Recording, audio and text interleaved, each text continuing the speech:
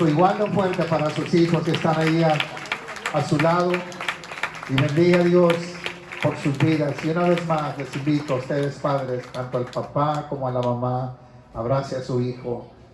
Ya que ya no está grabando, aproveche, abrácelos con los dos brazos si puede. Dele un beso en su mejilla a él, dele un beso en su mejilla a ella, y bendígalos en el nombre del Señor. Ayer les compartí brevemente lo que me sucedió allá en el año 2004. Era diciembre del año 2004 cuando recibí la llamada de parte de aquel neurólogo. Pero antes de contarle lo que el neurólogo me expresó, sería contarle lo que sucedió, que me llevó a visitar a mi doctor. Luego el doctor me envió con mi neurólogo. Cuando yo fui a visitar a mi doctor primario, a mi doctor de cabecera, fue porque aproximadamente en el día 13 de diciembre, a las 4 de la madrugada aproximadamente, yo sentí como que me enterraban un alfiler por la parte posterior de mi espalda. Recuerdo haber sentido un gran dolor que jamás había experimentado en la vida, y me senté en la cama, empecé a sentir un ardor como que me quemaba desde los hombros hasta la punta de los dedos de mis manos, y yo me miraba porque sentía aquel ardor a través de mis brazos. Por un momento pensé que estaba en una gran pesadilla o quizá viendo una visión, pero lo cierto es que estaba pasando algo en vida real. Y al momento comencé a orar a Dios y a pedir, clamando la sangre de Cristo sobre mi vida. Y estando ahí en la cama, recuerdo haber pensado: necesito tranquilizarme y ya tendré que ir después al doctor. El dolor empezó a disminuir poco a poco. Mi esposa me tranquilizaba y me dijo: ya podrás ir temprano al doctor, y pude estar en cama un tiempo más hasta que finalmente pude ir a visitar a mi doctor. Gracias a Dios que me recibieron ese mismo día. El doctor, inmediatamente que escuchó acerca de mis síntomas, me dice: tenemos que enviarte al neurólogo. Y al siguiente día yo ya estaba visitando al neurólogo. El neurólogo entonces me dice: tenemos que enviarte a hacerte unas resonancias magnéticas por lo que tus síntomas parecen indicar. Y me envía a hacerme unas resonancias magnéticas de la parte de la nuca. Y fue el día 23 de diciembre, cuando ya planeábamos cerrar las oficinas del ministerio, cuando planeábamos ir a visitar familia, cuando teníamos planes de recibir familia, Navidad, Año Nuevo, una época feliz. Y de repente entra la llamada del neurólogo para decirme que tenía los resultados de mi resonancia. Normalmente cuando el doctor tiene malas noticias, lo llaman a uno a la oficina para darle la mala noticia.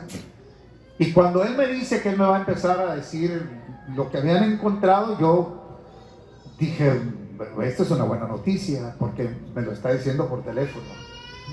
Y de repente él empieza a describir la situación y me dice: se ha encontrado un tumor dentro de tu médula espinal, a la altura de la cervical, entre las vértebras C4 y C7.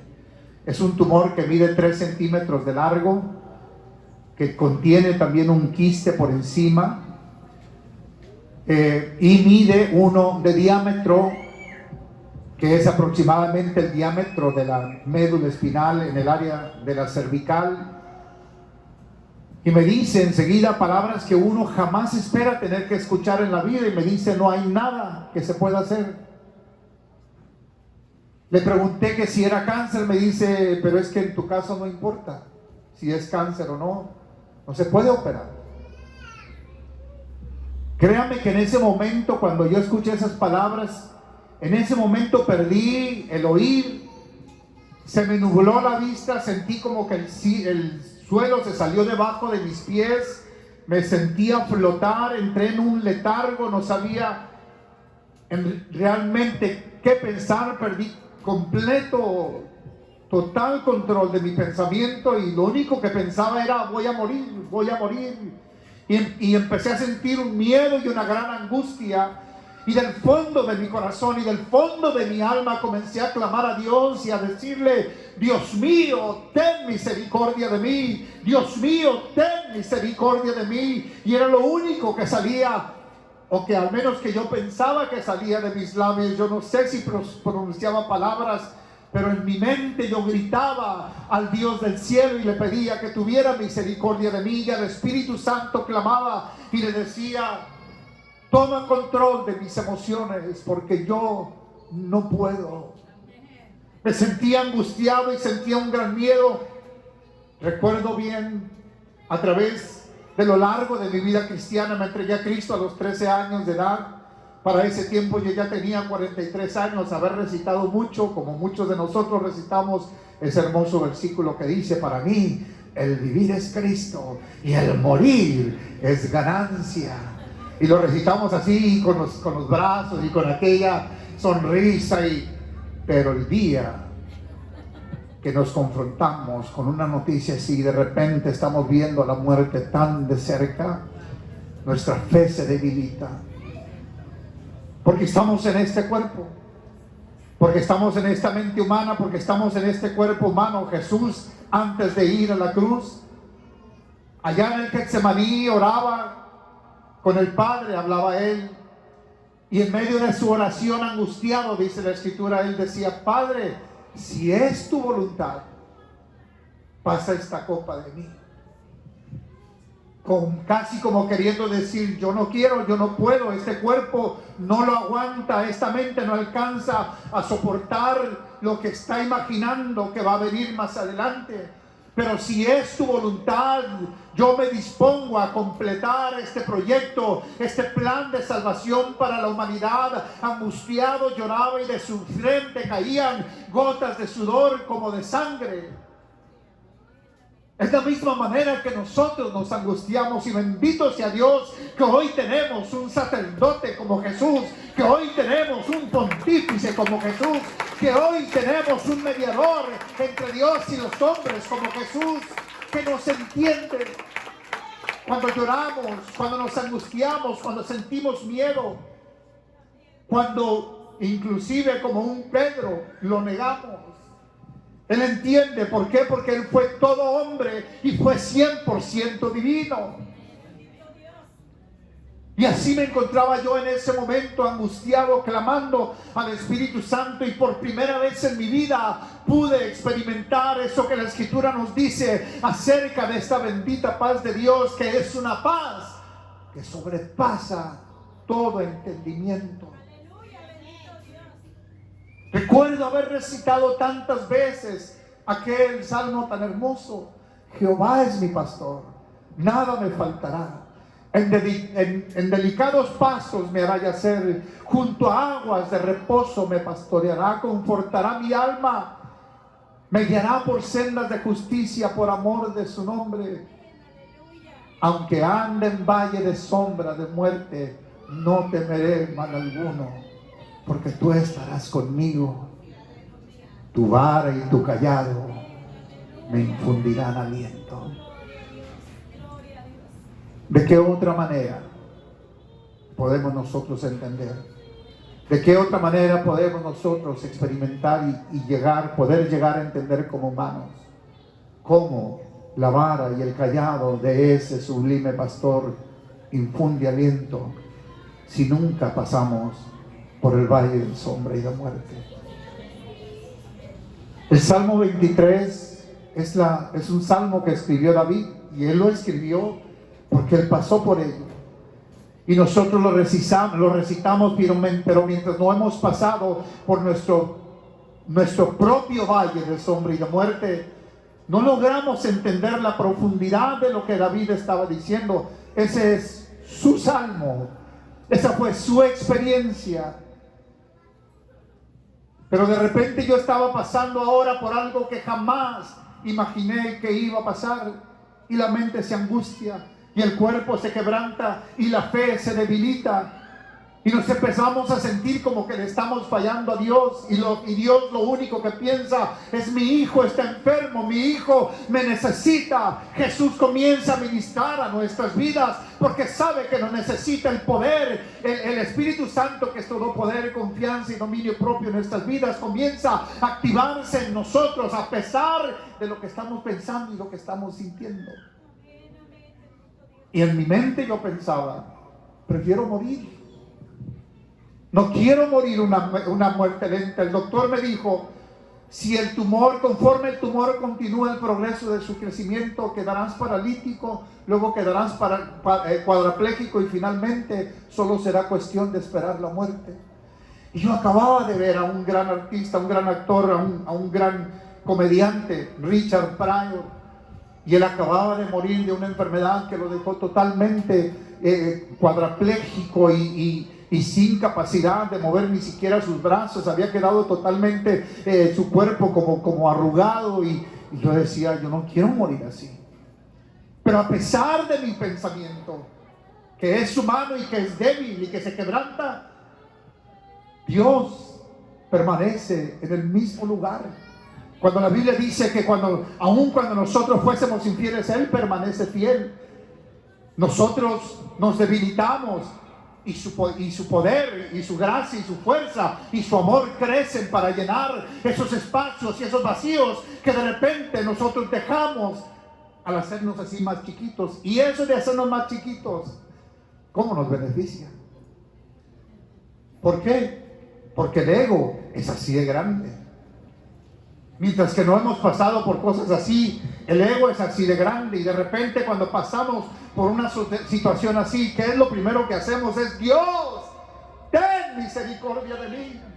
Y alzamos nuestras manos a Él, y Dios nos escucha. Y el ego se va achicando cada vez más mientras nos damos cuenta lo inservible que es este cuerpo y esta mente cuando llega en medio de situaciones así. Y mientras más se achica el ego, más aumenta nuestra dependencia de Él. Y mientras más aumenta nuestra dependencia de Él, ¿cuál es nuestra reacción cuando vemos que el Hijo se acerca y extiende sus brazos hacia nosotros? Dejamos lo que sea por abrazar al niño, por abrazar al bebé y sentir su amor y darles nosotros también su amor a ellos, nuestro amor a ellos. Es lo mismo que el Padre Celestial hace con nosotros. El doctor me dijo: no hay nada que se pueda hacer por ti. Comencé a caminar en medio de ese valle de sombra y de muerte. ¿Cómo? Por medio de la fe. La fe es la sustancia de las cosas que se esperan, la demostración de las cosas que no se ven. Yo no sabía cómo iba a salir de en medio de esto, y lo único que pude hacer fue poner mi confianza en Él. Ahí es donde por primera vez entendí que la voluntad de Dios era perfecta para mí, que lo que yo quería en ese momento realmente importaba cero. Necesitaba someterme absolutamente a su plena voluntad, y su voluntad es perfecta para cada uno de sus hijos. Y comencé a decirme a mí mismo: déjate caer en sus brazos de amor, déjate caer en sus brazos de amor. Y eso fue lo que hice, y me dejé caer en sus brazos de amor y comencé a caminar hasta que finalmente en febrero 2 del año 2005 yo caí enfermo. En 13 de diciembre del año 2004 fue cuando descubrieron el tumor. Febrero 2 del año 2005 viajé a Baltimore, a la ciudad de Baltimore, en el estado de Maryland, para encontrarme con un neurocirujano que sí había hecho este tipo de operaciones. Me encuentro con él, estudia mi situación, ve mi caso y me dice: Medina, tu situación es así. El tumor está dentro de tu médula. Para poder llegar ahí tenemos que abrirte una herida de aproximadamente 12 pulgadas en tu nuca. Una vez que lleguemos a la columna, tendremos que remover 10 huesos de la columna para poder visualizar la médula espinal. Y una vez que podamos visualizar la médula espinal, tendremos que abrir la médula espinal al centro para ver el tumor. Y si vemos que podemos remover el tumor, lo removeremos. Pero para que sea una operación exitosa, tenemos que poder remover un 100% el tumor. Si no, el tumor lo único que hace es volver a crecer. Y si no lo podemos remover nada, lo único que podemos hacer es volverte a cerrar. Y eso, y todo este procedimiento me dice, igual puedes quedar paralítico, igual puedes quedar cuadrapléjico, igual existe la posibilidad que mueras en el quirófano. La decisión es tuya. Y yo lo miré a los ojos y le dije, doctor, ustedes hagan su parte y Dios hará la suya. Yo lo que quiero es vivir. Y me dijo, bueno, procederemos. Y entonces me entregan unos documentos que yo tenía que firmar, y había una lista grandísima de todas las posibilidades, de las cosas que me podían suceder en la médula espinal, en la columna, de cómo algo podía salir mal después de la operación y que ellos no tienen la culpa, y es lo que nos hacen a todos en los hospitales, y no hay otra cosa más que firmar y decir, Señor, mi vida está en tus manos. Escuche lo que le voy a decir. Durante este proceso siempre había aquellos a quienes yo buscaba por su consejo, y había otros que, aunque yo no buscaba el consejo, me llamaban para decirme algo. Y entre aquellos que me llamaron, uno de mis hermanos me dice, no de mis hermanos de la familia, un hermano en Cristo, me dice, Dios te debe a ti, porque tú le has servido desde tus 18 años. Yo escuché aquellas palabras, era como diciéndome, Dios te debe un milagro. Y yo le dije, no, Dios no me debe nada a mí. Dios es mi creador, Dios es dueño de mi vida. Él es rey y soberano, y Él puede hacer con mi vida como a Él le plazca. Pero créame cuando le digo que en aquellos momentos hablar estas palabras no es tan fácil. No es lo mismo cuando uno está metido en esos zapatos a cuando ya uno finalmente salió de esos zapatos. Cuando el doctor me dijo, vas a morir, lo único que pensaba es, voy a morir. 18 años han pasado. Yo fui operado en el mes de febrero del año 2005. Bendito sea el nombre de Dios, que aquella operación fue una operación un 100% exitosa, y 18 años después, aquí delante de ustedes en esta ciudad de Paso, puedo darle gloria a ese Dios que vive y reina para siempre, por su gracia, por su amor y por su poder manifestado en mi vida. No hay nadie como Él. Uno no conoce el futuro de su vida, pero solo tenemos que ver alrededor nuestro y ver los portentos de Dios para entender que si alguien puede hacer algo maravilloso, que si alguien puede hacer un gran milagro, es nuestro Dios al cual nosotros servimos. Pude entender las palabras de Job cuando Job dijo finalmente, después de haber dialogado con Dios, y en algunas ocasiones durante ese proceso debatió con Dios indebidamente, innecesariamente, pero al final, cuando queda convencido de las palabras que Dios le daba, Job finalmente pudo decir, de a oídas te había oído, pero ahora mis ojos te ven. Es durante estos procesos que nosotros realmente podemos llegar a conocer y entender la naturaleza del amor de Dios hacia nuestras vidas.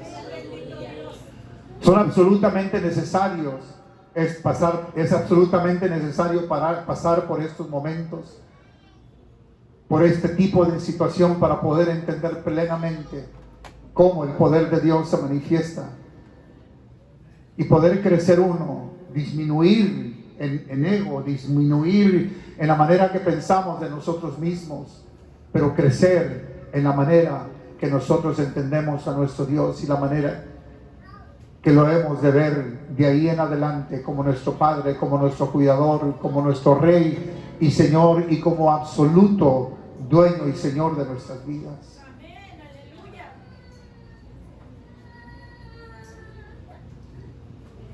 Quiero en esta mañana, a través de estos últimos cantos que les voy a ministrar, ayudarle a usted a entender cómo posicionar su vida en Dios. Necesitamos entender cómo es que Dios nos ve a nosotros. Para eso tenemos el Espíritu Santo. Recuerda que Jesús dijo: cuando yo me vaya, os enviaré un consolador, el cual os guiará y os enseñará toda la verdad. El apóstol Pablo nos habla acerca de cómo el Espíritu Santo es el que entiende la mente del Padre y de Cristo. Y cuando nosotros no entendemos esa conexión que tenemos a través del Espíritu Santo con Dios el Padre y con Cristo, eso es lo que nos ayuda a recibir esa plenitud de la gracia, del amor y del poder de Dios en nuestras vidas. No estamos solos, y Dios no nos deja solos, aun cuando nuestra fe se debilita. Él no se enoja con nosotros como nosotros solemos enojarnos con nuestros hijos. Él no es hombre. Jesús fue hombre. Dios nuestro Padre nunca ha sido hombre. Él ha estado ahí siempre sentado en su trono, y Él sabe exactamente quiénes somos nosotros. Lo entiende. ¿Por qué? Porque tenemos un mediador entre Dios y los hombres. Y ese mediador que nosotros tenemos, Él sabe explicarle bien a nuestro Padre Celestial, quien está sentado en su trono, cómo es que nosotros nos sentimos. Y Él aboga por nosotros, aun cuando nosotros no entendemos, y aun cuando nosotros no sabemos expresar la necesidad que tenemos de Él. Para eso también tenemos el Espíritu Santo, de quien nos dice la Escritura que Él clama a favor nuestro con gemidos indecibles. Hay cosas de nuestra vida que nosotros no entendemos del todo. Hay asuntos internos del espíritu y del alma que nosotros no hemos logrado asimilar acerca de nosotros. Pero el Espíritu Santo las conoce, Él las entiende. Y aquellas cosas que no podemos pronunciar y no sabemos cómo pronunciar, no sabemos cómo platicarlas con Dios y no sabemos cómo platicarlas con nadie más, el Espíritu Santo se asegura de comunicárselas a Dios. Entonces no hay asunto de nuestras vidas que nosotros tengamos necesidad de ocultar de Dios, y aun cuando pensamos que las hemos ocultado, Dios ya las conoce.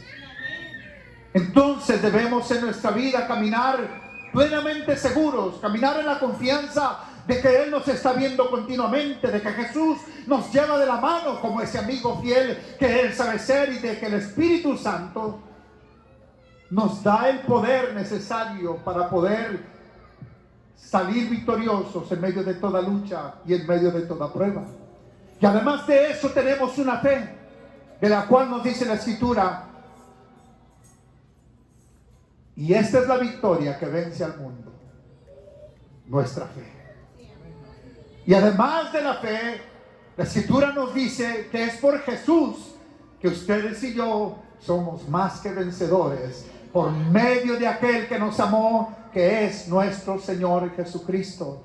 Cuando se sienta como que está a punto de perder la batalla, cuando se sienta como que está a punto de caer en sus rodillas, cuando se sienta como que de repente ya está queriendo dejar todo porque se desilusionó, alguien está a la guardia de nosotros siempre. Y en esta canción, ayer la cantamos, que nace del medio del dolor, del medio de la tristeza, del medio del quebranto, del medio del fuego, nos lo dice claramente, porque Jesús dijo: en este mundo tendréis aflicción, mas confiad, dijo Jesús, yo he vencido al mundo. Mas confiad, dice Jesús, yo he vencido al mundo. Y en medio de los momentos que yo más necesitaba confiar en Dios, a pesar de cómo me sentía, Dios me da la dicha de escribir, me inspira a escribir estas palabras que en el coro dice: confía, marinero, confía, marinero, dale a Él el timón. Él no solamente guardará tu vida, guardará toda tu embarcación. Los vientos cesarán cuando escuchen su voz. Tu capitán marinero es Jesús el Señor. Y yo les invito a que juntos caminemos en esa confianza cada día de nuestra vida.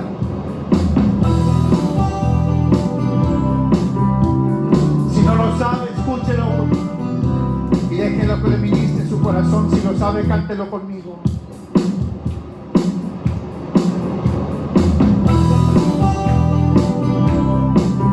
No aplaudan, no aplaudan, escúchenlo, medítelo, siéntalo.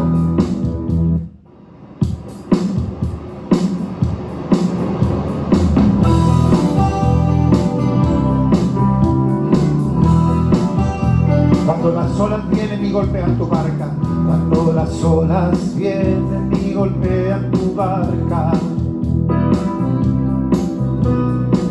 y el viento del huracán desvía tu navegar,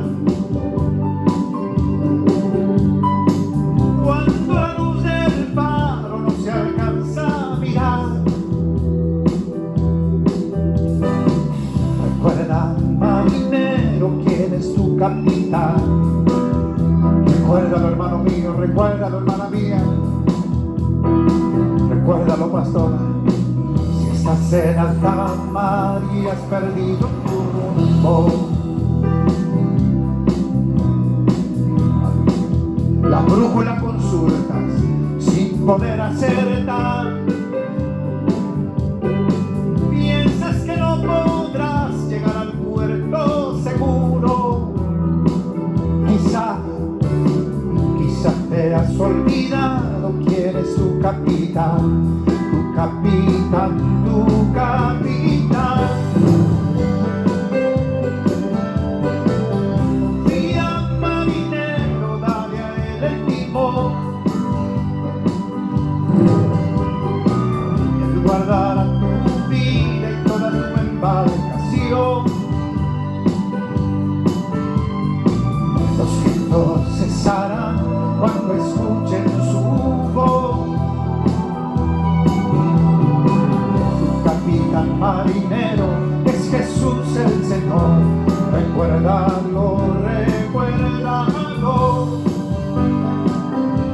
Es Jesús quien va contigo en la barca. Es Jesús quien hablará las olas, quien hablará los vientos y las olas, y los vientos se acallarán. Confía, confía, confía. Él te llevará al puerto seguro. Dale a Él el timón de tu barca. Dale a Él el timón de tu barca cada día. Y Él guardará tu vida y toda tu embarcación. Confía, marinero, dale a Él el timón. Guardará tu vida y toda tu embarcación. Los vientos cesarán cuando escuchen su voz. Tu capitán marinero es Jesús el Señor. Recuérdalo, recuérdalo. Los vientos cesarán cuando escuchen su voz. Tu capitán marinero es Jesús el Señor. Recuérdalo, recuérdalo. Tu capitán marinero es Jesús el Señor. Recuérdalo, recuérdalo. Tu capitán marinero es Jesús el Señor. Recuérdalo, recuérdalo. Tu capitán marinero es Jesús en medio del dolor. Tu capitán marinero es Jesús en medio de la enfermedad. Tu capitán marinero es Jesús el Señor. Recuérdalo, recuérdalo. Tu capitán marinero es Jesús el Señor.